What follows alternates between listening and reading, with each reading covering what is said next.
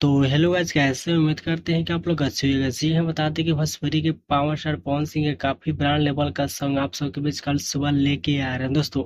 जी हाँ, अगर आप लोग पावर स्टार पवन सिंह के फैंस हैं तो इस चैनल को सब्सक्राइब करके ऑल पर क्लिक कर लीजिएगा कि आने वाले वीडियो आप तक पहुंच सके। तो चलिए, इस वीडियो में पूरा जानकारी देने वाले हैं, तो आप लोग इस वीडियो को शुरू से अंत तक आप लोग जरूर देखिएगा, ठीक है। सबसे पहले मेरे चैनल को सब्सक्राइब कर लीजिए, उसके बाद सब डिटेल बताएंगे कब तक सॉन्ग को करेंगे रिलीज और इस सॉन्ग को किसने लिखे हैं और टाइटल क्या है सॉन्ग का। तो आप लोग बना रहे इस वीडियो के माध्यम से। बात करें दोस्तों सॉन्ग का टाइटल दांते से उठनी दबा के, ठीक है। आप लोग का पावर स्टार पवन सिंह का सॉन्ग का टाइटल बताया जा रहा है दोस्तों।